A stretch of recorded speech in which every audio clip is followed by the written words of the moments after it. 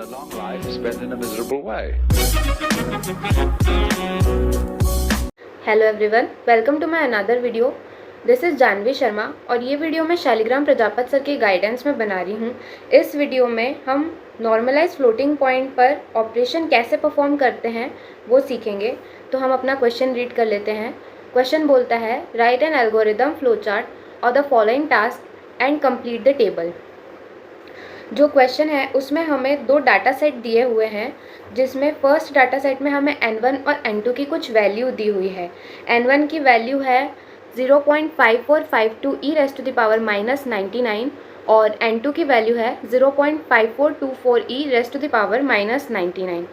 यहाँ पर जो 0.5452 वाला पार्ट है वो एक मेंटीसा वाला पार्ट है, उसे हम मेंटीसा कहते हैं। और जो e raise to the power -99 वाला पार्ट है उसे हम एक्सपोनेंट की पावर कहते हैं। ऐसे ही सेम हमारा n2 में भी होगा। जो 0.5424 है वो मेंटीसा वाला पार्ट होगा और जो e raise to the power -99 है वो एक्सपोनेंट वाला पार्ट होगा। हमें सबसे पहले इसमें सब्सट्रैक्शन परफॉर्म करना है, यानी कि n1 माइनस n2। तो सब्सट्रैक्शन परफॉर्म करने के लिए हमें बस ये देखना रहता है कि जो एक्सपोनेंट है वो दोनों ही केस में सेम होना चाहिए। यानी कि हमारा जो एक्सपोनेंट है यानी e raise to the power -99 वो n1 में भी है और e raise to the power -99 वो n2 में भी है। तो हमें बस यही देखना है कि इसमें जो एक्सपोनेंट है वो सेम रहे। उसके बाद हम नॉर्मल जो सब्सट्रैक्शन है वो परफॉर्म कर देंगे। तो जब हम इसका सब्ट्रैक्शन परफॉर्म करेंगे तब हमारे पास वैल्यू आएगी 0.0028 e raise to the power -99। यहाँ पर हम एक्सपोनेंट को माइनस नहीं कर रहे हैं तो उसकी वैल्यू एज इट इज़ आ जाएगी। अब हमें मल्टीप्लिकेशन करना है, तो मल्टीप्लिकेशन में भी मल्टीप्लिकेशन हमारी सेकेंड ऑपरेशन है जो हमें परफॉर्म करनी है।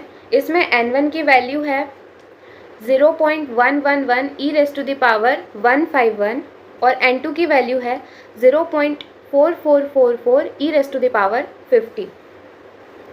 तो जब भी हम मल्टीप्लिकेशन परफॉर्म करते हैं तो जो एक्सपोनेंट होता है उसको ऐड करते हैं और जो हमारी n1 और n2 की वैल्यू होती है उसको हम नॉर्मली मल्टीप्लाई कर देते हैं।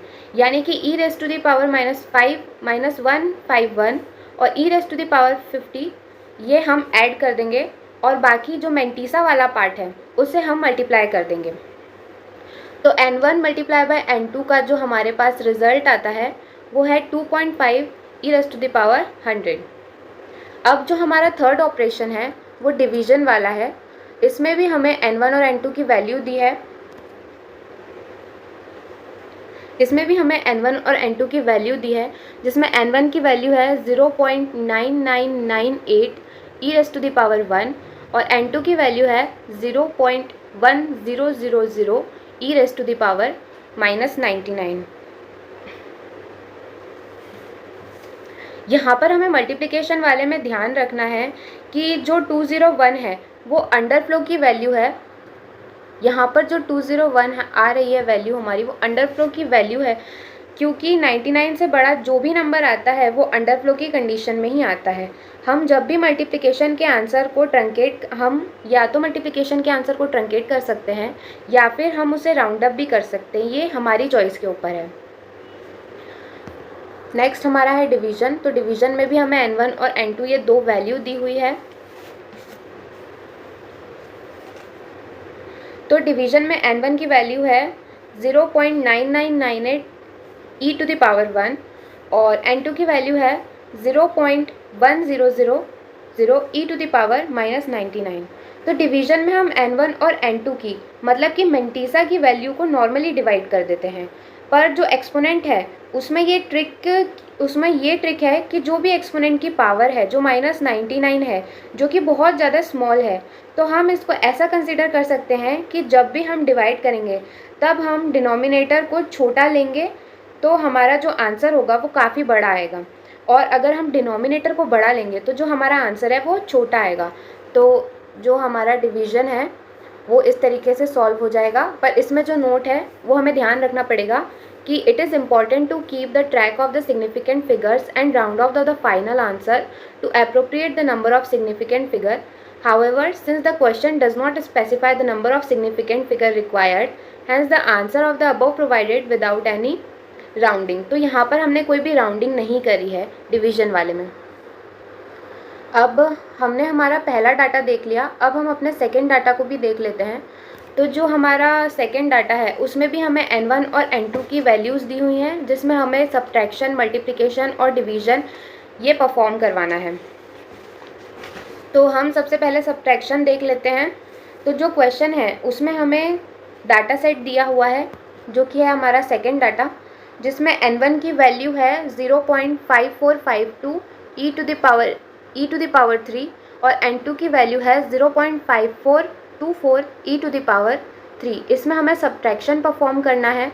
तो सब्ट्रैक्शन में हमें जो फर्स्ट डाटा सेट में है n1 और n2 की वैल्यू सब्ट्रैक्शन परफॉर्म करना है. तो हम बस यही ध्यान रखेंगे कि जो एक्सपोनेंट है वो दोनों ही केस में सेम हो. तो यहाँ पर भी e टू द पावर 3 है और सेकेंड n2 की वैल्यू जो भी है वो भी e टू द पावर 3 है.